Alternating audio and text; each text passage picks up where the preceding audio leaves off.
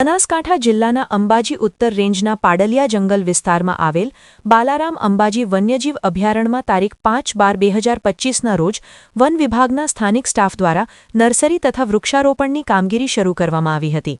આ દરમિયાન એસી ભારત નામે ઓળખાતા સંગઠનના સભ્યો દ્વારા આ કામગીરી અટકાવવામાં આવી હતી અને આ વિસ્તારમાં પ્રવેશ ન કરો, તમે આ દેશના મૂળ નાગરિક નથી જેવા ઉશ્કેરણીભર્યા શબ્દો ઉચ્ચારી વન વિભાગના કર્મચારીઓ તથા કામગીરીમાં જોડાયેલા લોકો સાથે સંઘર્ષ કરવામાં આવ્યો હતો।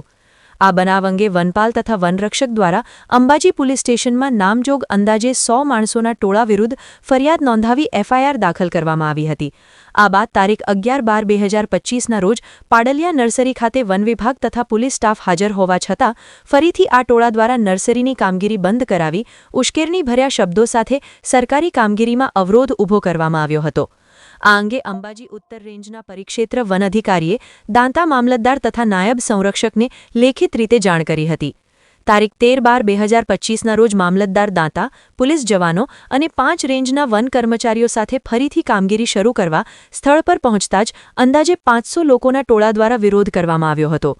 આ ટોળાના આગેવાનોએ લોકોને ઉશ્કેરીને વન વિભાગ, પોલીસ તથા રેવન્યુના અધિકારીઓ અને કર્મચારીઓ પર અચાનક પથ્થરમારો, તીરકામઠા, તલવાર અને કુહાડી વડે હુમલો કરવામાં આવ્યો હતો તેમજ બહાર નીકળવાના રસ્તાઓ પર ઝાડ કાપી અને પથ્થરો નાખી અવરોધ સર્જવાના પ્રયત્નો કરાયા હતા।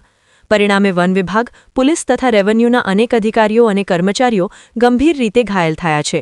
નોંધનીય છે કે અગાઉ પણ વન વિભાગ દ્વારા એસી ભારત સંગઠન દ્વારા વન વિભાગની વિવિધ કામગીરીમાં સતત અવરોધો ઊભા કરવામાં આવતા હોવાની વારંવાર રજૂઆતો કરવામાં આવી છે। આ હુમલો થતાં અનેક કર્મચારી અધિકારી ઘાયલ થતાં તંત્ર દ્વારા આગળની કાર્યવાહી કરવામાં આવી રહી છે તેમ અંબાજી ઉત્તર પરિક્ષેત્ર વન અધિકારી દ્વારા જણાવ્યું છે।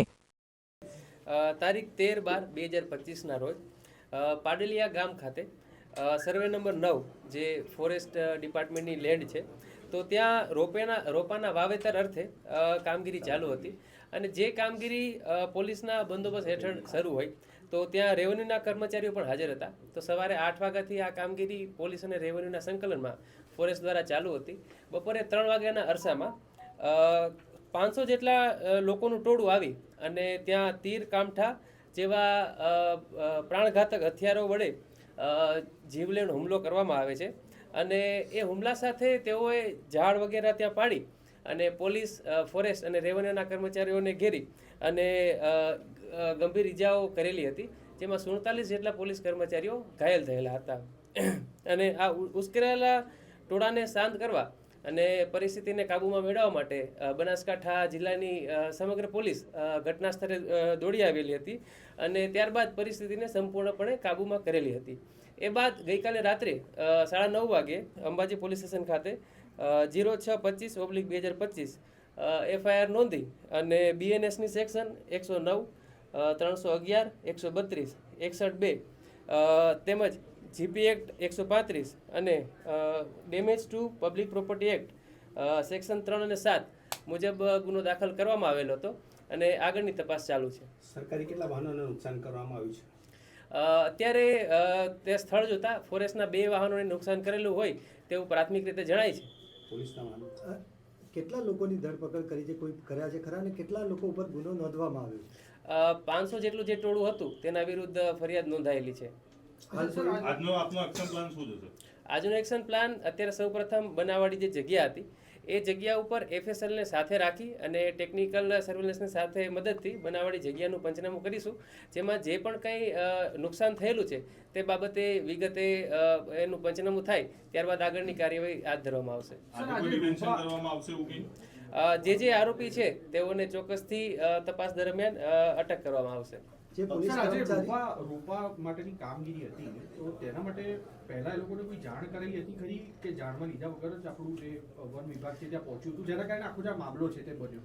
વન વિભાગ દ્વારા પહેલેથી આયોજન કરેલું હતું જેની અંદર પોલીસ બંદોબસ્ત ફોરેસ્ટ ડિપાર્ટમેન્ટને ફાળવેલો હતો તેમજ રેવન્યુના એક્ઝિક્યુટિવ મેજિસ્ટ્રેટ પણ ત્યાં સ્થળ ઉપર હાજર હતા।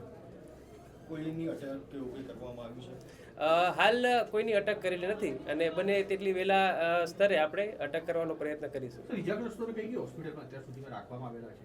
અંબાજી સિવિલ હોસ્પિટલ તેમજ માવજત હોસ્પિટલ જે લોકોને રિફર કરવામાં આવેલા છે તેઓને માવજત હોસ્પિટલ પાલનપુર ખાતે ખસેડેલા છે. સર, એક ઓર્ગેનાઇઝ સંસ્થા દ્વારા આખું આ કાવતરું રચવામાં આવ્યું એવી બી એક વાત સામે આવી રહી છે. જે તપાસનો વિષય છે એ આગળ જતા જે તપાસ કરીએ છીએ તેમાં બહાર આવશે તે પ્રમાણે જણાવીશું. ઇજામાં સર કોઈને કોઈ સિરિયસ ઇન્જરી એવું કંઈ અત્યારે?